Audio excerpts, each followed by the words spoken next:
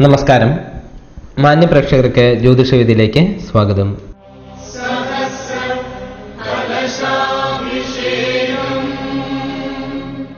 ജ്യോതിഷവിധിയിലെ ആദ്യഘട്ടമായ വാരഫലത്തിലേക്ക് നമുക്ക് കിടക്കാം. മേടം രാശി.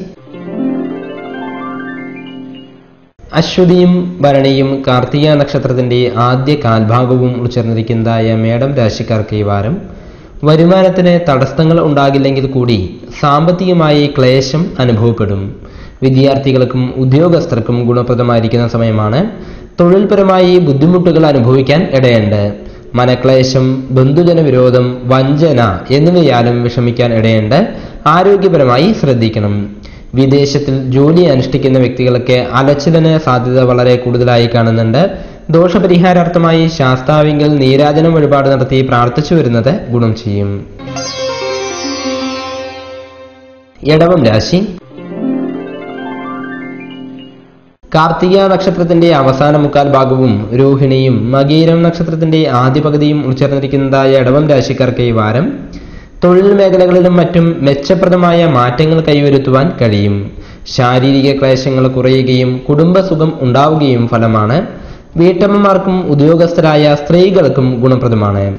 സഹായികളാൽ അപകീർത്തിയും മറ്റും ഉണ്ടായേക്കാൻ ഇടയുണ്ട്. യാത്രാക്ലേശവും അനുഭവമാകും. വിദ്യാതടസ്സം ഉണ്ടായേക്കാനും ഇടയുണ്ട്. ദോഷപരിഹാരാർത്ഥമായി ഭഗവതിങ്കൽ ശ്രീ സൂക്ത പുഷ്പാഞ്ജലി വഴിപാട് നടത്തി പ്രാർത്ഥിച്ചു വരുന്നത് ഗുണം ചെയ്യും.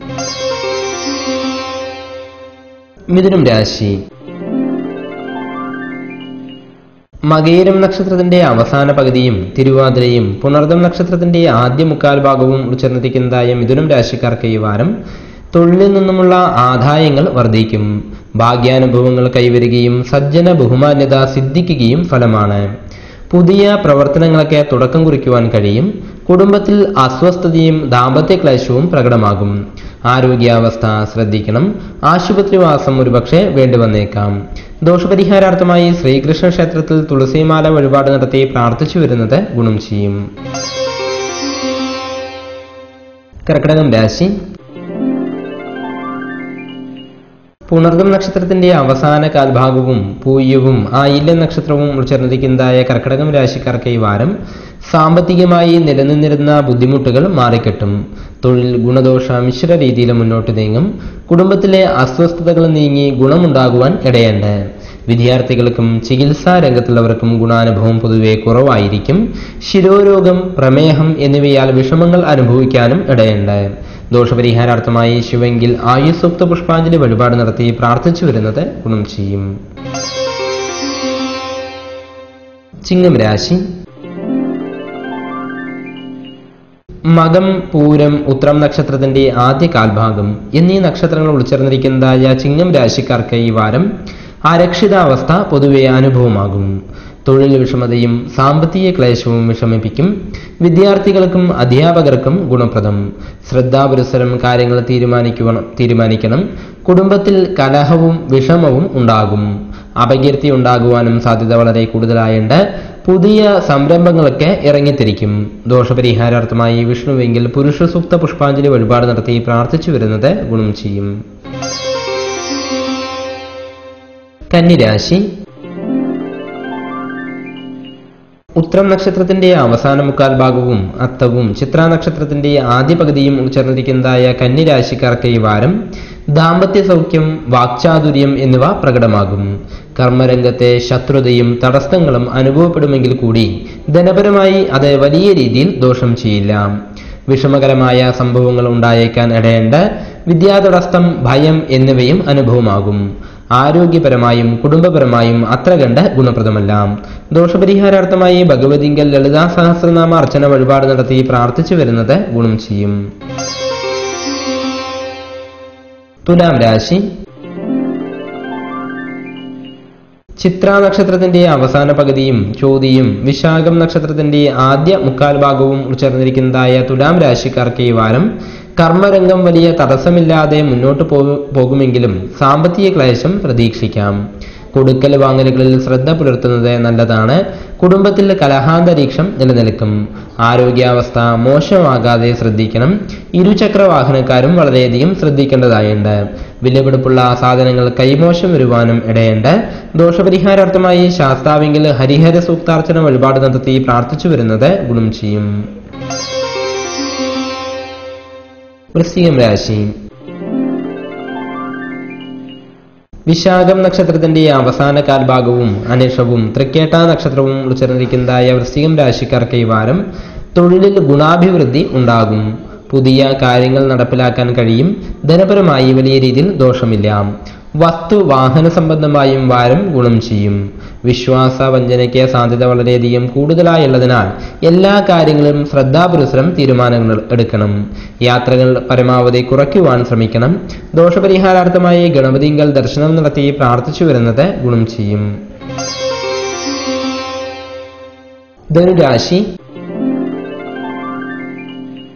മൂലം, പൂരാടം, ഉത്രാടം നക്ഷത്രത്തിന്റെ ആദ്യ കാൽഭാഗം എന്നീ നക്ഷത്രങ്ങൾ ഉൾച്ചേർന്നിരിക്കുന്നതായ ധനുരാശിക്കാർക്ക് ഈ വാരം കുടുംബജനങ്ങളുമായി നിലനിന്നിരുന്ന വിരോധങ്ങൾ മാറിക്കിട്ടും.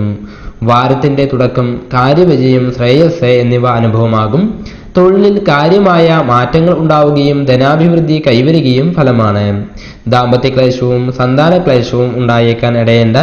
വിദ്യാർത്ഥികൾക്കും പോലീസ് സൈനിക രംഗത്തുള്ളവർക്കും ദോഷപ്രദമായിരിക്കുന്ന സമയമാണ് നടന്നുകൊണ്ടിരിക്കുന്നത്. ദോഷപരിഹാരാർത്ഥമായി സർപ്പപ്രീതികരങ്ങളായ വഴിപാടുകൾ നടത്തി വരുന്നത് ഗുണം ചെയ്യും. മകരം രാശി. ഉത്രാടം നക്ഷത്രത്തിന്റെ അവസാന മുക്കാൽ ഭാഗവും തിരുവോണവും അവിട്ടം നക്ഷത്രത്തിന്റെ ആദ്യ പകുതിയും ഉൾച്ചേർന്നിരിക്കുന്നതായ മകരം രാശിക്കാർക്ക് ഈ വാരം വിദേശയാത്രയ്ക്ക് ശ്രമിക്കുന്നവർക്ക് അനുകൂലമാണ്. കർമ്മഗുണം, ധനലാഭം എന്നിവ ഉണ്ടാകാമെങ്കിലും അനാവശ്യവും അപ്രതീക്ഷിതവുമായ ചിലവുകളാൽ ധനസ്തംഭനവും ഉണ്ടായേക്കും. സുഹൃത്തുക്കൾ വഴി നഷ്ടങ്ങൾ ഉണ്ടാകാൻ ഇടയുണ്ട്. ആ സമയത്തുള്ള യാത്രകളും മറ്റും പരമാവധി ഒഴിവാക്കുവാൻ ശ്രദ്ധിക്കണം. അപകീർത്തിക്കുള്ള സാധ്യതയും വളരെയധികം കൂടുതലായി കാണുന്നുണ്ട്. ദോഷപരിഹാരാർത്ഥമായി ശാസ്താവെങ്കിൽ നീരാജന വഴിപാട് നടത്തി പ്രാർത്ഥിച്ചു വരുന്നത് ഗുണം ചെയ്യും. കുംഭം രാശി. അവിട്ടം നക്ഷത്രത്തിന്റെ അവസാന പകുതിയും ചതയവും പൂരോരുട്ടാതി നക്ഷത്രത്തിന്റെ ആദ്യ മുക്കാൽ ഭാഗവും ഉൾച്ചേർന്നിരിക്കുന്നതായ കുംഭം രാശിക്കാർക്ക് ഈ വാരം കുടുംബത്തിൽ സ്വസ്ഥതയും ബന്ധുസമാഗമവും ഉണ്ടാകും. തടസ്സത്തിലുള്ള ധനം ലഭിക്കാനോ മുടങ്ങിക്കിടപ്പുള്ള പദ്ധതികൾ പുനരാരംഭിക്കാനോ സാധ്യതയുണ്ട്.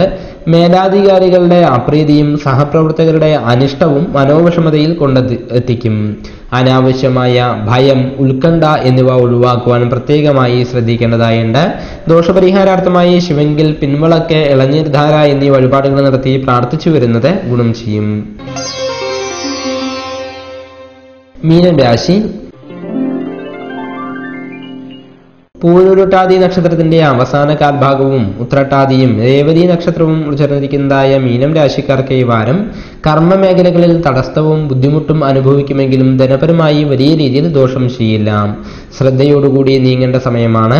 കുടുംബത്തിലും അനാവശ്യമായ വാഗ്വാദങ്ങൾ ഉണ്ടാകാം.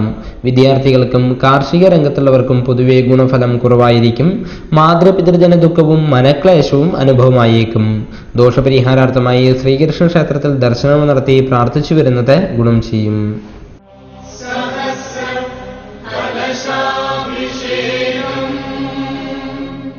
ജ്യോതിഷവിദ്യയിലെ രണ്ടാം ഘട്ടമായ നക്ഷത്രഫലത്തിലേക്ക് നമുക്ക് കിടക്കാം. അനിഷം നക്ഷത്രം. നക്ഷത്രക്രമത്തിൽ 17ാം സ്ഥാനമാണ് അനിഷം നക്ഷത്രത്തിന് കൽപ്പിച്ചിരിക്കുന്നത്. ആകാശത്തിൽ അമ്പിന്റെയും വില്ലിന്റെയും ആകൃതിയിൽ കാണപ്പെടുന്ന 9 നക്ഷത്രങ്ങൾ ചേർന്നതാണ് അനിഷം നക്ഷത്രം. വൈകാരികമായ സ്ഥൈര്യം ഇവർക്ക് പൊതുവെ കുറവാണെങ്കിലും ചുറുചുറുക്കോടും ദൃഢനിശ്ചയത്തോടും അധികാര ഗർവോടും കൂടി പ്രവർത്തിക്കുന്നവരാണ് അനിഷം നക്ഷത്രക്കാർ. ഒരുപക്ഷെ ചെറുപ്പകാലത്തെ നിയന്ത്രിതവും സന്തുഷ്ടവുമായ ചുറ്റുപാടിൽ വളരാൻ ഇവരിൽ മിക്കവർക്കും കഴിഞ്ഞെന്ന് വരില്ല. എങ്കിലും സ്വാതന്ത്ര്യബോധവും ദീർഘവീക്ഷണവുമുള്ള ഇവർ സുഹൃത്തുക്കളുടെ സഹായത്തോടെ ഉയർന്ന നിലയിൽ എത്തിച്ചേരുക തന്നെ ചെയ്യും. ദൈവഭക്തരും കലാപ്രണയിനികളുമായ ഇവരിൽ മിക്കവരും സ്വന്തം വീട് വിട്ട് താമസിച്ചു വരുന്നതായാണ് കാണുന്നത്. അപ്രതീക്ഷിതമായ പലവിധ മാറ്റങ്ങളും ഇവരുടെ ജീവിതത്തിൽ സംഭവിച്ചുകൊണ്ടേയിരിക്കും.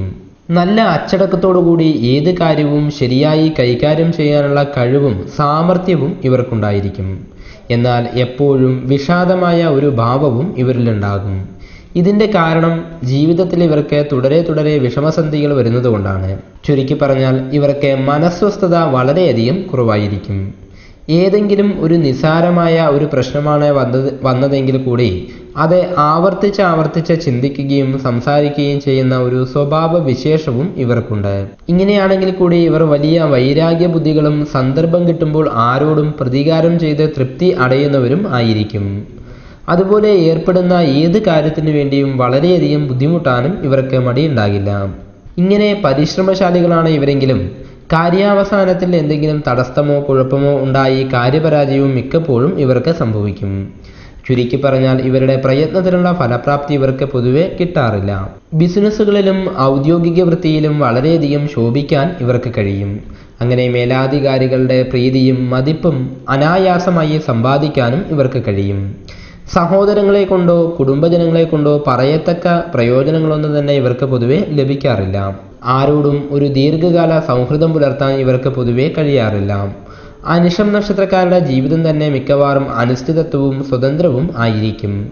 ആവേശം നിറഞ്ഞ തീക്ഷ്ണ സ്വഭാവവും അതോടൊപ്പം നിഷ്കളങ്കതയും ഇവരുടെ സ്വഭാവ സവിശേഷതകളാണ്. ലഹരി പദാർത്ഥങ്ങൾ ഉപയോഗിക്കുന്നതും വാദപ്രതിവാദങ്ങളിലും അനാവശ്യ മത്സരങ്ങളിലും ഏർപ്പെടുന്നതും ഇവർക്ക് സാരമായ അപ്രതീക്ഷിതമായ ദോഷവശങ്ങൾ ഉണ്ടാക്കി തീർക്കും. എന്തൊക്കെ തന്നെ സംഭവിച്ചാലും ഈശ്വരഭക്തിയും ശുഭാപ്തി വിശ്വാസവും അനിഷം നക്ഷത്രക്കാർ കൈവിടുകയില്ല.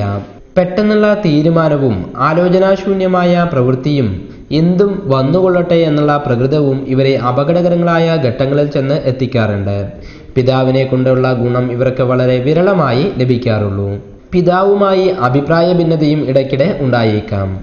സ്വദേശവും സ്വന്തം ഭവനവും വിട്ട് അന്യദേശ സഞ്ചാരത്തിനും താമസത്തിനുമാണ് ഇവരിൽ അധികം പേർക്കും യോഗം. ഇവരുടെ ദാമ്പത്യ ജീവിതം മിക്കവാറും തൃപ്തികരമായിരിക്കും. ആരോഗ്യകാര്യത്തിൽ മിക്കവാറും അനുഗ്രഹീതരാണ് ഇവരെങ്കിൽ കൂടി ശ്വാസകോശ സംബന്ധമായ അസ്വസ്ഥതകളും ദന്തരോഗങ്ങളും കൂടെയുള്ള ജലദോഷവും ഇവരെ ഉപദ്രവിച്ചുകൊണ്ടേയിരിക്കും. എന്നിരുന്നാലും സ്വന്തം ആരോഗ്യകാര്യത്തിൽ യാതൊരു പരിഗണനയും ഇവർക്ക് ഉണ്ടായിരിക്കില്ല. ആരോഗ്യകരമായ ദിനചര്യകൾ പുലർത്താനൊന്നും മെനക്കെടാത്ത ഇവർക്ക് പഥ്യമനുസരിച്ച് ഏതെങ്കിലും മരുന്ന് കഴിക്കാൻ പൊതുവെ കഴിയാറില്ല. ഈ നക്ഷത്രത്തിൽ ജനിക്കുന്ന സ്ത്രീകൾ പൊതുവെ സ്വഭാവശുദ്ധി ഉള്ളവരായിരിക്കും. പ്രസന്നമായ മുഖഭാവം ഇവരുടെ ഒരു പ്രത്യേക സവിശേഷത തന്നെയാണ്. അഹങ്കാരികളല്ലാത്ത ഇവർക്ക് ആഡംബരത്തിലും ഭ്രമം ഉണ്ടാകില്ല. ഗുരുഭക്തിയും ഭർതൃഭക്തിയും നല്ല പോലെയുള്ള ഇവർ സ്വന്തം കുലത്തിൻ്റെ അന്തസ്സും അഭിമാനവും കാത്തു സൂക്ഷിക്കുന്നവരായിരിക്കും. ബന്ധുക്കൾക്കും ഇവരെ വളരെയധികം ഇഷ്ടമായിരിക്കും. അനിഷം നക്ഷത്രത്തിൽ ജനിച്ച വ്യക്തികൾക്ക് ഏകദേശം 8 വയസ്സ് വരെയുള്ളതായിരിക്കുന്ന സമയം ബാലാരിഷ്ടത നിറഞ്ഞിരിക്കുന്നതായ കാലഘട്ടമാണ്. 8 വയസ്സ് മുതൽ 25 വയസ്സ് വരെയുള്ളതായിരിക്കുന്ന സമയം ഗുണപ്രദമായ സമയം തന്നെയാണ്. വിദ്വൽ പ്രശംസ, സജ്ജന ബഹുമാന്യത, വിശേഷ വസ്ത്രാഭരണ സിദ്ധി തുടങ്ങിയ ഗുണങ്ങളെല്ലാം തന്നെ ഈ സമയത്തിൽ അനുഭവമാകും. 25 വയസ്സ് മുതൽ 32 വയസ്സ് വരെയുള്ളതായിരിക്കുന്ന സമയം ഗുണദോഷ മിശ്രമായിരിക്കുന്ന കാലഘട്ടമാണ്. ഈ സമയത്തിൽ വിവാഹം, സന്താന പ്രാപ്തി, പുതിയ ഗൃഹനിർമ്മാണ യോഗം തുടങ്ങിയ ഗുണങ്ങളെല്ലാം തന്നെ അനുഭവമാകും. 32 വയസ്സിന് ശേഷം 52 വയസ്സ് വരെയുള്ളതായിരിക്കുന്ന സമയം വളരെയധികം ഗുണം ചെയ്യുന്ന സമയമാണ്. സാമ്പത്തികമായുള്ള ശ്രേയസ്, തൊഴിൽ വിജയം, തൊഴിൽ അഭിവൃദ്ധി എന്നീ ഗുണങ്ങളെല്ലാം തന്നെ ഈ സമയത്തിൽ വന്നു ചേരും. 52 വയസ്സ് മുതൽ 58 വയസ്സ് വരെയുള്ളതായിരിക്കുന്ന സമയം ഗുണദോഷ മിശ്രമായിരിക്കുന്ന കാലഘട്ടമാണ്. ഇതിനുശേഷം ശാന്തപൂർണമായ ജീവിതം കെട്ടിപ്പടുക്കുവാൻ പ്രത്യേകമായി ശ്രദ്ധിക്കേണ്ടതായുണ്ട്. അനിഷം നക്ഷത്രത്തിൽ ജനിച്ച വ്യക്തികൾക്ക് പ്രതികൂലമായിരിക്കുന്ന നക്ഷത്രങ്ങൾ മൂലം, ഉത്രാടം, അവിട്ടം എന്നീ നക്ഷത്രങ്ങളും മിഥുനം രാശിയിൽ ഉൾപ്പെട്ട നക്ഷത്രങ്ങളായ മകയിരം, തിരുവാതിര, പുണർദം എന്നീ നക്ഷത്രങ്ങളും പ്രതികൂലമായിരിക്കുന്ന നക്ഷത്രങ്ങളാണ്. ഈ നക്ഷത്രത്തിൽ ജനിച്ച വ്യക്തികളുമായി ആശയവിനിമയം നടത്തുന്നതും ബിസിനസ്സിൽ ഏർപ്പെടുന്നതും ദോഷത്തിൽ കലാശിക്കുമെന്നാണ് പൊതുവെയുള്ള വിശ്വാസം. ഇവർക്ക് കേതുവിൻ്റെയും സൂര്യൻ്റെയും ചൊവ്വയുടെയും ദശാകാലം പൊതുവെ ദോഷപ്രദമായിരിക്കുന്ന കാലഘട്ടമായതിനാൽ ഈ സമയത്തിൽ വിധിപ്രകാരമുള്ള പരിഹാര കർമ്മങ്ങൾ അനുഷ്ഠിക്കേണ്ടത് അത്യാവശ്യമാണ്. പൂയം, അനിഷം, ഉത്രട്ടാതി എന്നീ ജന്മാനുജന്മ നക്ഷത്രങ്ങൾ ക്ഷേത്രദർശനത്തിനും മറ്റ് ശുഭകാര്യങ്ങൾക്കും വളരെയധികം ഉത്തമമാണ്. അനിഷം നക്ഷത്രവും ശനിയാഴ്ചയും ചേർന്നു വരുന്ന ദിവസങ്ങളിൽ സവിശേഷ പ്രാധാന്യത്തോടുകൂടി വ്രതജപാദികൾ നടത്തുന്നത് നല്ലതാണ്. നക്ഷത്രത്തിന്റെ അധിപനായ ശനിയെ പ്രീതിപ്പെടുത്തുന്ന കർമ്മങ്ങളായ ശാസ്താഭജനം, ശനിയാഴ്ച ദിവസം ഒരിക്കലിരിക്കുന്നത് തുടങ്ങിയ നല്ല കാര്യങ്ങൾ ചെയ്യുന്നത് ഗുണമാണ്. ഒപ്പം തന്നെ രാശിയുടെ അധിപനായ ചൊവ്വയെ പ്രീതിപ്പെടുത്തുന്ന കർമ്മങ്ങളായ ഭദ്രകാളി ഭജനം, സുബ്രഹ്മണ്യ ക്ഷേത്ര ദർശനം തുടങ്ങിയ കാര്യങ്ങൾ അനുഷ്ഠിക്കുന്നതും ഗുണം ചെയ്യും. അനിഷം നക്ഷത്രത്തിൽ ജനിച്ച വ്യക്തികളുടെ ജന്മവൃക്ഷം ഇലഞ്ഞിയാണ്. മാനാണ് മൃഗം. കാക്ക പക്ഷി. സ്ത്രീ യോനി. ദേവഗണം. മൈത്രനാണ് താരദേവത. അനിഷം നക്ഷത്രക്കാർക്ക് ഭാഗ്യസംഖ്യ 8 ഭാഗ്യ ദിവസം ശനിയാഴ്ചയാണ്. ഭാഗ്യനിറം പച്ചയും ചുവപ്പുമാണ്. അനുയോജ്യമായ രത്നം ഇന്ദ്രനീലമാണ്. ജാതക വിശകലനത്തിന് ശേഷം മാത്രം ഭാഗ്യരത്ന നിർണയം നടത്തുക.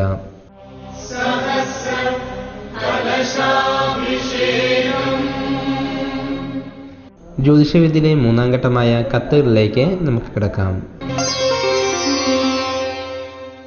ഈ ആഴ്ച നമ്മൾക്ക് തത്തമംഗലത്ത് നിന്നും ശ്രീദേവിയാണ് എഴുതിയിരിക്കുന്നത്. എൻ്റെ മകളുടെ ജാതകത്തെക്കുറിച്ച് അറിയണം എന്നുള്ളതാണ് പറഞ്ഞിരിക്കുന്നത്. ഡിഗ്രി ചെയ്തുകൊണ്ടിരിക്കുകയാണ്. വിവാഹ ആലോചനകളും വന്നുകൊണ്ടിരിക്കുന്നുണ്ട്. ഇപ്പോൾ വിവാഹത്തിന് പറ്റിയ സമയമാണോ എന്നാണ് പ്രധാനമായി അറിയേണ്ടത് എന്നുള്ളതാണ് പറഞ്ഞിരിക്കുന്നത്. 1991 നവംബർ മാസം 30-ാം തീയതി ഉത്രം നക്ഷത്രത്തിലാണ് ജനനം സംഭവിച്ചിരിക്കുന്നത്. ചിങ്ങം രാശിയാണ്.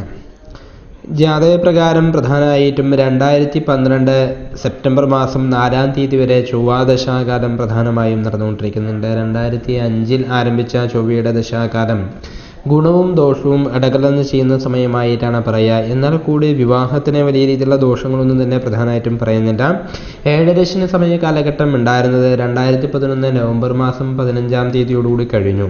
ഇപ്പോൾ നടന്നുകൊണ്ടിരിക്കുന്നതായ സമയം വിവാഹത്തിന് അനുയോജ്യമായിരിക്കുന്ന സമയം തന്നെയാണ്. വലിയ രീതിയിലുള്ള ദോഷങ്ങൾക്കുള്ള സാധ്യതയൊന്നും തന്നെ പ്രധാനമായിട്ടും പറയുന്നില്ല. നല്ല ഭാഗ്യമുള്ള ജാതകമായിട്ട് തന്നെയാണ് സൂചിപ്പിച്ചിരിക്കുന്നത്.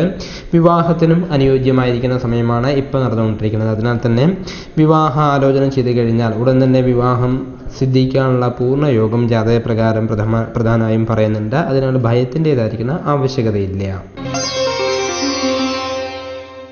ജ്യോതിഷവിദ്യയിൽ അടുത്തതായി വായിക്കാൻ പോകുന്നത് തേങ്കുറിശ്ശിയിൽ നിന്നുമുള്ളതായിരിക്കുന്ന ഒരു കത്താണ്. ഞാനൊരു റിട്ടയർഡ് അധ്യാപികയാണ്. ലക്ഷ്മി എന്നാണ് പേര്. കുറച്ചൊക്കെ ജ്യോതിഷവും വശമുണ്ട്. താങ്കളുടെ ജ്യോതിഷ പ്രോഗ്രാം സ്ഥിരമായി കാണാറുണ്ട്.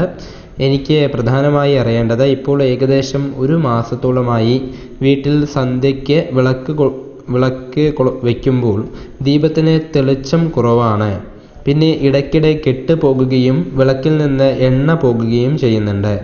സാധാരണ ഇത് മരണലക്ഷണം ആണല്ലോ. ഇത് നിമിത്തം ആകെ ഭയമാണ്. ശിവക്ഷേത്രത്തിൽ മൃത്യുഞ്ജയ ഹോമത്തിന് കൊടുത്തു വരുന്നുണ്ട്. എന്തെങ്കിലും ദോഷം ഉള്ളത് കൊണ്ടാണോ ഇങ്ങനെ സംഭവിക്കുന്നത് എന്നുള്ളതാണ് ലക്ഷ്മി ടീച്ചർ എഴുതി ചോദിച്ചിരിക്കുന്നത്. ഇപ്പോൾ ജ്യോതിഷം വശമുണ്ട് എന്നുള്ളതാണ് പ്രധാനമായിട്ടും പറഞ്ഞിരിക്കുന്നത്. പറഞ്ഞ കാര്യം ശരി തന്നെയാണ്. കാരണം സർവപ്രശ്നേഷു സർവേഷു കർമ്മസ്വ വിശേഷത പ്രസാദേനൈവ ദീപസ്യ ഭവിഷ്യ ശുഭമാദിശീൽ എന്നുള്ള വിധി പ്രകാരം ഏതൊരു കർമ്മമാണെങ്കിലും കേരളീയ ആചാരപ്രകാരം നിലവിളക്ക് അത്യന്താപേക്ഷിതമായിട്ടാണ് പ്രധാനമായിട്ടും പറഞ്ഞിരിക്കുന്നത്.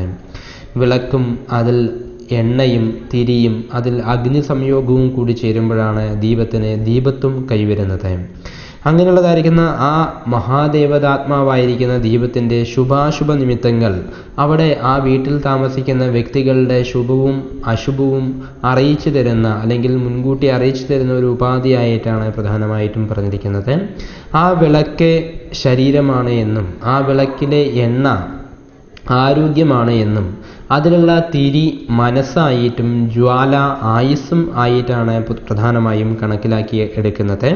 അതിൽ പ്രധാനമായിട്ടും ദീപത്തിന് തെളിച്ചം കുറഞ്ഞു വരുന്നത് ദോഷം തന്നെയായിട്ടേ പറയുള്ളൂ. കാരണം ദീപസംഹത മൂർത്തിരായത നിർവീപതുർ ദീപ്തിമാൻ നിശബ്ദു രുചിര പ്രദക്ഷിണ ഗതിര വൈഡൂര്യ ഹേമദ്യുതി എന്നുള്ളതായിരിക്കുന്ന വിധി പ്രകാരം നല്ല തടിച്ച വണ്ണത്തോടു കൂടിയിട്ടും അതേപോലെ തന്നെ ദീപത്തിന് വൈഡൂര്യത്തിൻ്റെയോ ഹേമത്തിൻ്റെയോ വർണ്ണത്തോടു കൂടിയിട്ട് നിശബ്ദമായിട്ട് ശബ്ദരഹിതം, അതായത് പൊട്ടലോ മറ്റോ ഒന്നുമില്ലാതെ നല്ല തെളിച്ചത്തിൽ കത്തുന്നതായിരിക്കുന്ന ദീപത്വത്തിനാണ് ശുഭത്വം പ്രധാനമായിട്ടും കൽപ്പിച്ചിരിക്കുന്നത്. നേരെ മറിച്ച് വാമാവർത്തവും മലിനകിരണ സസ്ഫുലിംഗോ അല്പമൂർത്തി ക്ഷിപ്രം നാശ എന്ന് വെച്ച് കഴിഞ്ഞാൽ തെക്ക് വശം ചുഴിഞ്ഞ് കത്തുന്നതും അതേപോലെ തന്നെ പെട്ടെന്ന് കെട്ടുപോവുക, മലിനകിരണം എന്ന് വെച്ച് കഴിഞ്ഞാൽ പൊട്ടലോ മറ്റോ കാര്യങ്ങൾ വരിക, മോശമായിരിക്കുന്ന കിരണങ്ങൾ ഉത്ഭവിക്കുക, ഇതെല്ലാം തന്നെ ദോഷമായിട്ടാണ് പറഞ്ഞിരിക്കുന്നത്. ദീപത്തിൻ്റെ വെളിച്ചം കുറഞ്ഞു വരുന്നതും പൊതുവെ ശ്രേയസ് കുറവാണ് പ്രധാനമായിട്ടും പറയാം. ഒപ്പം തന്നെ സ്നേഹോ യസ്യേഹദേഹോ ഭവതി തതുദരി വർത്തിനി വർത്തിരാത്മാ എന്നുള്ള മുൻപ് പറഞ്ഞു ആ വിധി.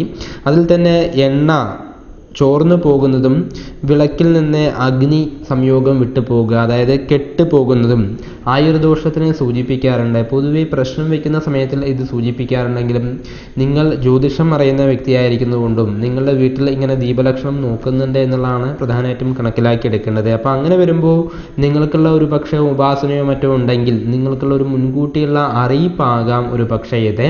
എന്നാലും ഇത് മാത്രം നോക്കിയിട്ട് ഒരു ലക്ഷണം പറയുന്നത് അത്ര ശുഭമല്ല. അടുത്തുള്ള സമീപത്തുള്ളൊരു ദൈവജ്ഞനെ കണ്ട് ഒന്ന് പ്രശ്നം വെച്ച് നോക്കി ആയുർദോഷമോ മറ്റു വേറെ വല്ല രീതിയിലുള്ള ദോഷമോ വരുന്നതിൻ്റെ മുന്നറിയിപ്പാണോ എന്നുകൂടി കണക്കിലാക്കി എടുത്തത് ഫലം അറിയുന്നതായിരിക്കും കുറച്ചുകൂടി ഉചിതം. എന്തായാലും തക്ക സമയത്തിൽ തന്നെ ശിവക്ഷേത്രത്തിൽ മൃത്യുഞ്ജയ ഹോമം ചെയ്യാൻ തോന്നിയത് നന്നായി.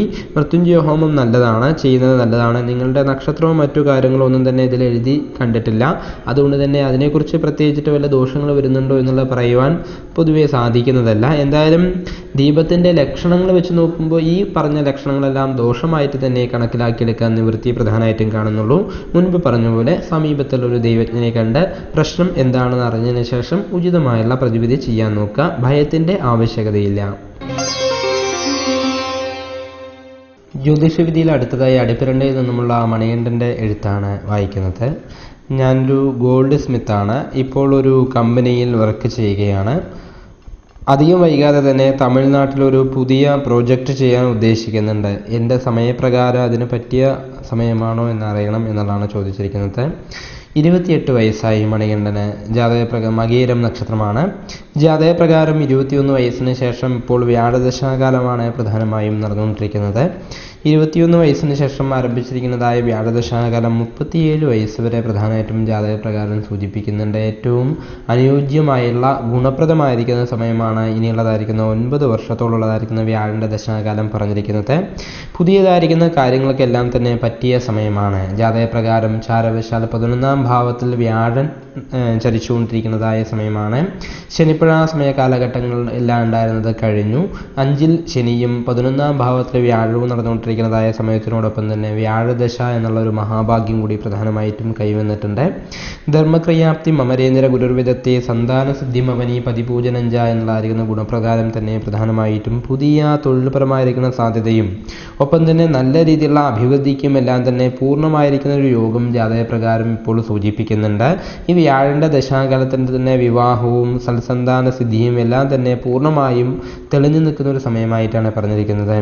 പുതിയൊരു പ്രോജക്റ്റ് തുടങ്ങാൻ ഉദ്ദേശിക്കുന്നത് വരുന്ന മെയ് മാസം 16-ാം തീയതിക്ക് മുൻപായിട്ട് ചെയ്യാൻ വേണ്ടിയിട്ടാണ് ഏറ്റവും കൂടുതലായിട്ട് പറഞ്ഞിരിക്കുന്നത്. ഒരു മാസത്തിനുള്ളിൽ തന്നെ ചെയ്യുന്നു എന്ന് പറയുമ്പോൾ വളരെ നല്ല സമയം തന്നെയാണ്. ഇനിയൊരു 6 മാസം കൂടി ജാതകപ്രകാരം കുറച്ചുകൂടി ബ്രൈറ്റ്നസ് ആയിട്ടുള്ള സമയം പറഞ്ഞിട്ടുണ്ട്. നല്ല തെളിച്ചമുള്ള സമയം പ്രധാനമായിട്ടും പറഞ്ഞിട്ടുണ്ട്. ഈ സമയത്തിലെ എല്ലാ കാര്യവും തുടങ്ങാൻ ഏറ്റവും അനുയോജ്യമായിരിക്കുന്ന സമയമായിട്ടാണ് പറഞ്ഞിരിക്കുന്നത്. അതിനാൽ തന്നെ ഭയപ്പെടേണ്ടതായിരിക്കുന്ന ആവശ്യം ഒന്നും തന്നെയില്ല. താങ്കളുടെ ജാതകപ്രകാരം ഏറ്റവും അനുയോജ്യമായിരിക്കുന്ന സമയം തന്നെയാണ് ഇപ്പോൾ. പുതിയ ഏതൊരു കാര്യം തുടങ്ങിയാലും വിജയിക്കാൻ ഏറ്റവും അനുയോജ്യമായ സമയം തന്നെയാണ്. ജാതകപ്രകാരം ദോഷമില്ല എന്ന് വെച്ച് കുടുംബപരമായുള്ള വല്ല ദോഷങ്ങളും താങ്കൾ ബാധിച്ച് കാണുന്നുണ്ടോ എന്നറിയാൻ വേണ്ടി സമീപത്തുള്ള ഒരു ദൈവജ്ഞനെ ഒന്ന് കണ്ട് പ്രശ്നം വെച്ച് നോക്കുന്നത് കുറച്ചുകൂടി ഗുണം ചെയ്യും. കാരണം മറ്റു വല്ല ദോഷങ്ങൾ, ദൃഷ്ടിദോഷമോ അല്ലെങ്കിൽ കുടുംബപരമായിട്ടുള്ള മറ്റു വല്ല ദുരിതദോഷങ്ങളോ മറ്റോ ബാധിക്കുന്നുണ്ടെങ്കിൽ ഒരു പക്ഷേ ഈ ജാതകത്തിലുള്ള ഗുണഫലത്തിനെ എല്ലാം തന്നെ പ്രതികൂലമായിട്ട് ബാധിക്കാനുള്ള സാധ്യത കുറച്ച് കൂടുതലായി കാണുന്നുണ്ട്. അതിനാൽ സമീപത്തുള്ളൊരു ജ്യോത്സ്യനെ കാണുമ്പോൾ പ്രശ്നപ്രകാരം കണ്ട് കുടുംബപരമായുള്ള വല്ല ദോഷങ്ങളുണ്ടെങ്കിൽ അതിനും കൂടി പരിഹാരം ചെയ്തതിന് ശേഷം ഈ പുതിയ പ്രോജക്റ്റ് ആരംഭിക്കുകയാണെങ്കിൽ കുറേ കൂടി ഭയമില്ലാതെ മുന്നോട്ട് നീങ്ങുവാൻ സാധിക്കുമെന്നാണ് കണ്ടിരിക്കുന്നത്. ഗ്രഹങ്ങളുടെ ചാരവശാലുള്ള സ്ഥിതിവിഗതികൾ കണക്കാക്കിയാണ് ജ്യോതിഷവിധി തിട്ടപ്പെടുത്തിയിരിക്കുന്നത്. ഓരോരുത്തരുടെയും ജനനസമയം അനുസരിച്ച് ഇതിൽ പറഞ്ഞിരിക്കുന്നതായ കാര്യങ്ങളിൽ ഏറ്റക്കുറച്ചിലുകൾ വന്നേക്കാം. നിങ്ങളുടെ യഥാർത്ഥ രീതിയിലുള്ള ഫലമറിയുന്നതിന് ഒരു ദൈവജ്ഞനെ നേരിൽ സമീപിക്കുക. ജ്യോതിഷവിധിയെക്കുറിച്ചുള്ള നിങ്ങളുടെ അഭിപ്രായങ്ങളും നിർദ്ദേശങ്ങളും കത്തുകളും ഞങ്ങളെ എഴുതി അറിയിക്കേണ്ടതായ വിലാസം: the producer, UTV, Aditya Inn Manangode, Nenmara. ജ്യോതിഷ സംബന്ധമായ നിങ്ങളുടെ സംശയങ്ങൾക്കും ആവശ്യങ്ങൾക്കും നേരിൽ ബന്ധപ്പെടേണ്ടതായ വിലാസം: പാടൂർ ജ്യോത്സ്യൻ, KP ശ്രീവാസ്തവ്, SBT ബാങ്കിന് സമീപം, ആലത്തൂർ. Phone number 9447320192. ഈ ആഴ്ചയിലെ ജ്യോതിഷവിധി ഇവിടെ സമാപിക്കുന്നു. തൃക്കേട്ട നക്ഷത്രത്തിന്റെ വിശേഷ ഫലങ്ങളുമായി അടുത്ത ആഴ്ച വീണ്ടും കാണാം. നന്ദി, നമസ്കാരം. സാരോപദേശം. ആമരണാന്ത പ്രണയാം കോപാസ്തത് ക്ഷണഭംഗുരാം പരിത്യാഗശ്ച നിസ്സംഗാം ഭവന്തി ഹി മഹാത്മനാം. മഹാത്മാക്കളുടെ സ്നേഹം ആമരണാന്തം നിലനിൽക്കുന്നു. കോപമാവട്ടെ ക്ഷണഭംഗുരമാണ്. സ്വാർത്ഥരഹിതരായ പരിത്യാഗികളാണവർ.